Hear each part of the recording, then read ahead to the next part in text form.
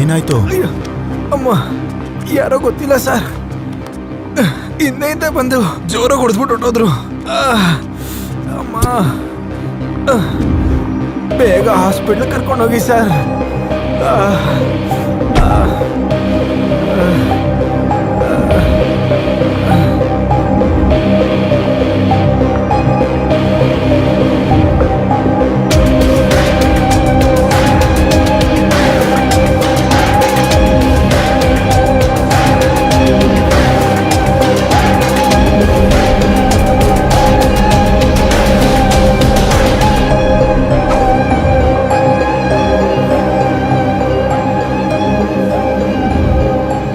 Cycle ತುಳ್ಕೊಂಡು ಹೋಗ್ತೀಯಾ? ತುಳಿತೀನಿ sir. ಹುಷಾರು.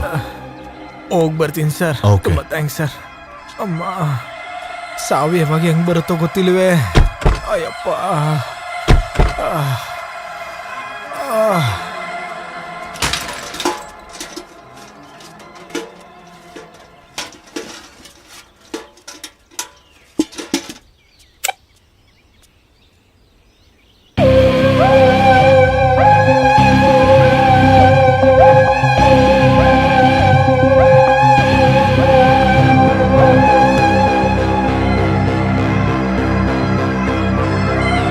ಅಣ್ಣ, ಗೇಟ್ ತೆಗಿಯೋಣ.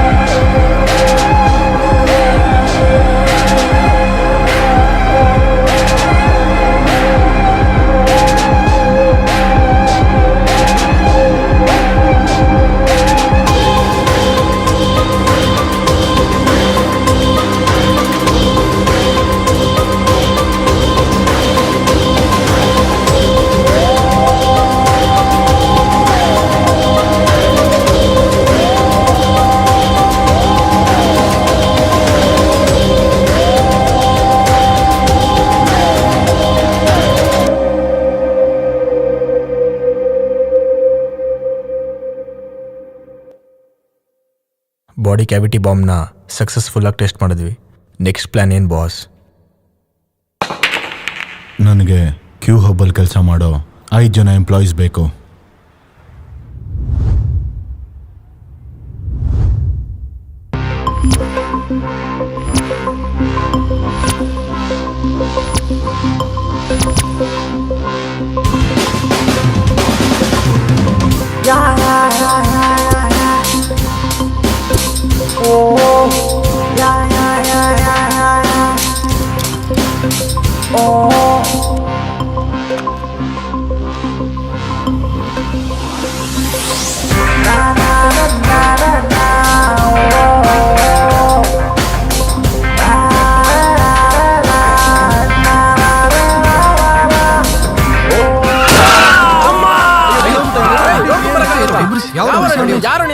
ಡ್ರೈವ್ ಮಾಡಿದ್ದು ಏಯ್, ಏಯ್ ಇಳಿಯ ಕೆಳಗಡೆ.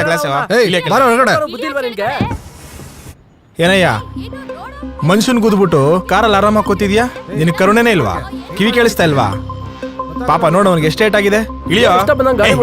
ಏಯ್ ನಿಲ್ಸಲ್ಲೋ, ನಿನ್ ಕರುಣೆಯಿಂದ ಅವನೇನ್ ಬದುಕಿಲ್ಲ. ನಾನ್ ಬ್ರೇಕ್ ಹಾಕಿದ್ಕೆ ಅವ್ನ್ ಬದುಕಿದ್ದು.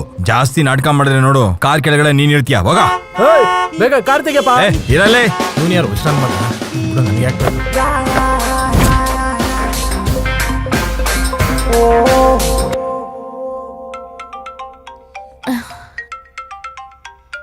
ಏಯ್ ಫೋನ್ ಬರ್ತಿದೆ ನೋಡ.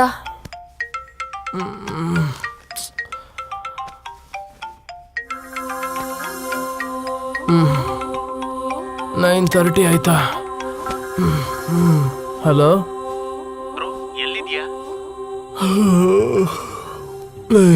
ಹೇಳೋದಕ್ಕೆ ಸ್ವಲ್ಪ ಕಷ್ಟ ಆಗುತ್ತೆ. ನಾನು ಲೊಕೇಶನ್ ಶೇರ್ ಮಾಡ್ತೀನಿ, ನೀನು ಬಂದ್ಬಿಡು, ಸರಿನಾ? ಬಾಯ್.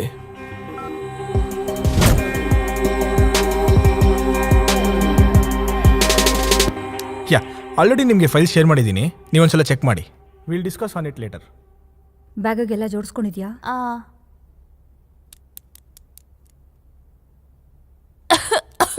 ನೀರ್ ಕುಡಿ ಪುಟ.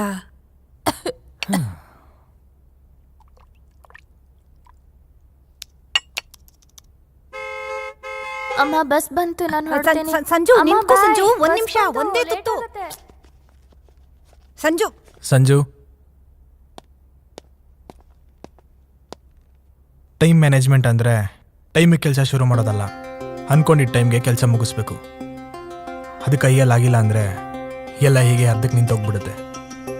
ಯಾವುದಕ್ಕೂ ಕೆಲ್ಸಕ್ಕೆ ಬರ್ದೇ ಇರೋನಾಗ್ಬಿಡ್ತೀಯ.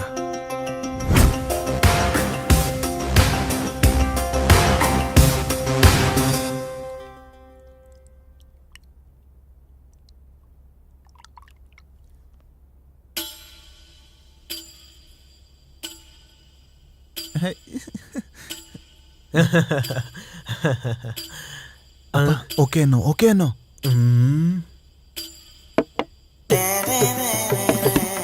ಸರಿ ರೀ, ನಾನ್ ಮನೆಗೆ ಹೋಗಿ ತಿಳಿಸ್ತೀನಿ. ಬರ್ತೀನಿ. ಓಕೆ ಅನ್ನೋ ಅಂದೆ ಅಲ್ವಾಪ? ಏನು ಮನೆಗೆ ಹೋಗಿ ಹೇಳಿದ್ರೆ ಬೇಡ ಅಂತಾರ? ಬಾಯಿ ಮುಚ್ಕೊಂಡು ನಡಿಯೋ, ಹೋಗೋ. ಬೀಗ್ರೆ, ನಮ್ಗಿರೋಳು ಒಬ್ಳೆ ಮಗಳು.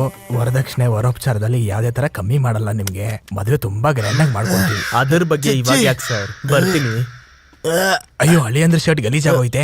ಅಳಿ ಅಂದ್ರೆ ಇಲ್ಲೇ ನಲ್ಲಿ ಇದೆ, ಹೋಗಿ. ಪರವಾಗಿಲ್ಲ ಸರ್. ಇಲ್ಲ, ಹೋಗಿ ಕ್ಲೀನ್ ಆಫೀಸ್ಗೆ ಮಾಡ್ಕೊಂಡು ಹೋಗ್ತಿಯಲ್ಲೋ, ಹೋಗಿ ತೊಳ್ಕೊ. ಅಲ್ಲೇ ನಲ್ಲಿ ಇದೆ ನೋಡಿ, ಕ್ಲೀನ್ ಮಾಡ್ಕೊಳ್ಳಿ, ಹೋಗಿ.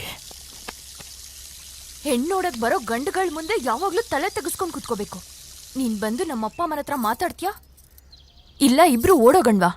ಏನು ಎಲ್ಲ ಮುಗ್ದೋಯ್ತಲ್ಲ, ಬಿಟ್ಬಿಡೋಣ ಅಂತ ಅನ್ಕೊಂಡಿದ್ಯಾ? ಪೊಲೀಸ್ ಕಂಪ್ಲೇಂಟ್ ಕೊಟ್ಟು ನಿನ್ ಮೂಳೆ ಮುರಿಸ್ತೀನಿ.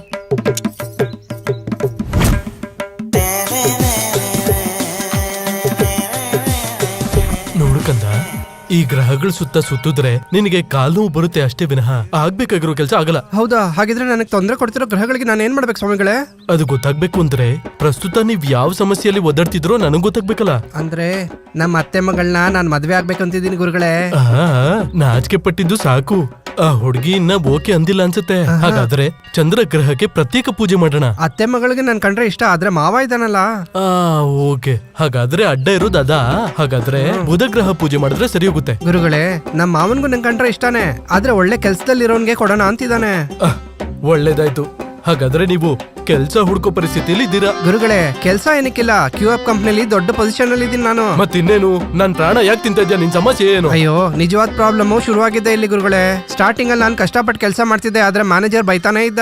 ಅವಾಗ ನಂಗೆ ಸ್ಯಾಲ್ರಿ 40,000 ಕೊಡ್ತಾ ಇದ್ರು. ಹಾಗಾದ್ರೆ 2 ವರ್ಷದಿಂದ ನಿನಗೆ ಇನ್ಕ್ರಿಮೆಂಟ್ ಕಡಿಮೆ ಬರ್ತಿದ್ಯಾ ಕಂದ? ಇನ್ಕ್ರಿಮೆಂಟ್ ಬಿಟ್ಟಾಕಿ ಗುರುಗಳೇ, ಈಗ ಡಿಕ್ರಿಮೆಂಟ್ ಆಗ್ತಾ ಇದೆ. ನನ್ ಸಂಬಳ ಕಟ್ಟಾಗಿ ಈಗ 25,000 ಬಂದ್ ನಿಂತಿದೆ.